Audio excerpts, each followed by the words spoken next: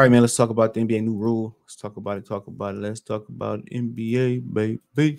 So they got a new rule on load management. Um, so I mean, at the end of the day, dude. I mean, back in the day, these dudes used to be hooping in Chuck Taylor Converses. Um, they used to be, chartering buses before PJs came on there. They used to be chartering buses across the country. They used to be riding commercial flights, like you see college teams, flying commercial. The Pistons were the first team to have a private jet, by the way, in NBA history for their team.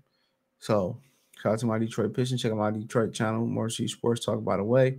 It says how the NBA's new rule on resting stars will work. So, what Kel say? Here we go again. It says when the NBA Board of Governors met on Wednesday, it adopted the new rules regarding the resting of healthy players in an attempt to curb load management issues that have become frequent in the league in recent years, sources told Adrian Wojnarowski. The NBA's competition committee recommended a plan that will ultimately. No, I don't know what she barking for. Must be a package. Management become free. Sorry, y'all. Healthy players in attempt to curb load management issues have become frequent in the league in recent years. Sources told ESPN's Adrian Wojnarowski. The NBA's competition committee recommended a plan that ultimately give the league office authority over greater oversight over discipline or for missed games and inability to fine teams over 1 million each instance violating the resting rules. Sources said as the league negotiates a new national television rights deal. The current one runs through 24-25. The NBA commissioner has been determined to increase player participant. So what does that mean for the league, the players, and the fans? Well, it means LeBron James won't be affected because he's older than 35. Would the Boston Celtics be able to sit both Jaylen Brown and Jason Tatum in consecutive games? We're answering the big questions. What are the new rules? The NBA first implemented a player resting policy, PRP, in 2017-18 season. Since 2017, the teams have been prohibited from resting healthy stars for any high-profile nationally televised games. If a team violates the policy, it would result in a fine of at least 100 grand. Also included in the PRP were rules that prohibited teams from resting in multiple players or resting players for away games. Those rules will now be replaced with the more stringent player participation policy, PPP, that will go into effect at the start of the 23-24 season. Under the policy, it is expected to be approved Wednesday. Team must comply with the below rules when they decide arrest a star player. Define one who has been an NBA All Star or on the NBA on an All NBA team in any previous seasons. Okay, no more than one star player is unavailable for the same game. An example, like the team like the Boston Celtics have to ensure that either Jaylen Brown or Jason Tatum is available for each game. Unless both players are determined to be injured, the Celtics would not be allowed to rest both players in the same game. While Brown has missed 15 games last season and Jason Tatum missed 8, they are both out for the same game, just twice, one of which was a regular season finale. Teams must ensure the star players are available for national televised in-season tournament games. As an example, the Phoenix Suns hosted the Portland Trailblazers November 21st, and that hosted Golden State Warriors the following night on ESPN. Devin Booker would not be allowed to sit out the Warriors game for the rest because it's on the it's on national television. So they shouldn't even have to go through all this. This is a mouthful. No, guys, if you're healthy enough, you should be hooping. You should be hooping. It's as simple as that. If you're healthy enough to play, you should hoop.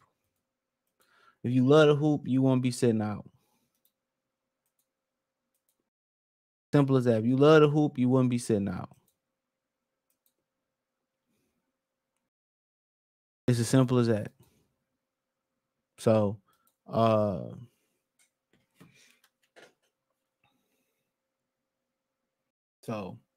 it's as simple as that. It says 3 teams must maintain a balance between the number of one-game absences for a star player in home games and road games, which preference for those absences to happen in home games. Last season, Steph, Clay, Draymond all played in home, lost to Indiana Pacers on December 5th, and all three were rested on the to a road loss in Utah Jazz 2 nights later. Under the new rules, Golden State will have to investigate and likely would have been investigated, likely fined. So can't be resting your players like that.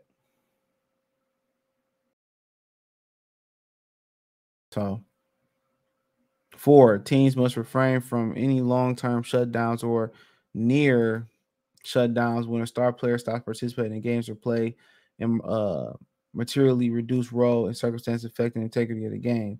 Washington Wizards shut down Bradley Beal for the last 10 games this season with what was team called knee soreness. Under the new rule, Washington would have been investigated by the NBA for potentially violating resting policy. The same would have been the case with Damian Lillard, who sat out the Blazers' final 11 games with the right calf soreness when the team was already out of playoff contention.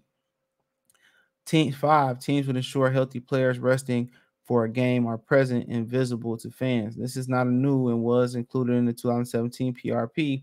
If a team violates any of the above rules, it is subject to a 100 grand fine. Fine 100 grand for the first violation, 250,000 for the second, one and a quarter, 1 million and a quarter for the third violation. The team will be fined 1 million more than its previous penalty for any violations beyond the third. So I mean, it's keep going on. I mean, this is ridiculous, dude. Seriously, this is truly ridiculous. Why is the NBA doing this? Man, this thing goes on forever, bro. Or it's a different article. I don't know. But let's read why the NBA is doing this. It says in the memo ESPN obtained outlining the PPP, the NBA outlined 7 key objectives explaining why it believes rules are warranted, while the NBA admitted that there has been significant decline in games missed due to help under the PRP. There was a significant increase in players not playing due to low management, injury management, soreness, or other one-game injury absences that are likely for rest. The PPP hopes to achieve 5 key objectives: achieving great player participation in NBA's full 82-game season, minimizing multiple star players' absence in the same game, prioritize national television and season tournament games, improve fan and public perception, promote compliance via the bright line rules and the higher penalties. The league believes it's critical for star players to be on the count, especially in national televised games. There's also transparency factor as it relates to gambling. Per sources, the NBA is projected to receive 167 million in revenue from casinos and betting, 11% increase from last season. So y'all want to go through the rest of this, y'all can yourselves on ESPN. Guys should love to hoop. Guys should want to hoop. Guys before them hooped, and you hear nothing too much about load management. They missed games when they weren't healthy to do so. So, it's unfortunate, but some people say the new analytics, you know, you know, you know, some people say the analytics say load management is it's what they should be doing. But I mean, we have to wait and see. We have to wait and see. But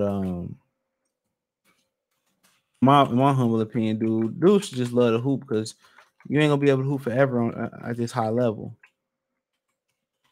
You're not.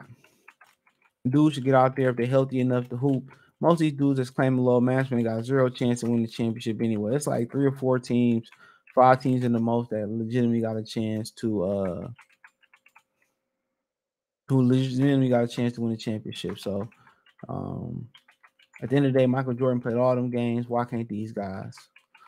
A lot of these guys played all these games. Why can't they get out here and play? And San Antonio started load management for older players. Tim Duncan, Ginobili, them guys was older when they started doing that for them. So I don't really understand the gist of it. These guys, should be healthy enough, but then again, we know what it is. A lot of these guys ain't built like the guys from yesterday. If it's the nutrition, it's just the new strength and conditioning policy, or whatever it is. And NBA should be looking into why these guys not healthy as they used to be.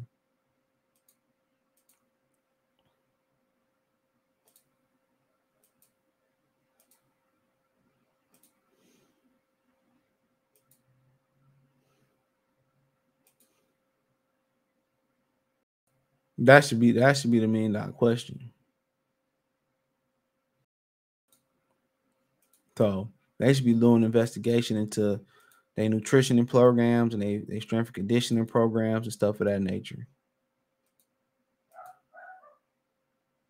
That's my humble opinion on it.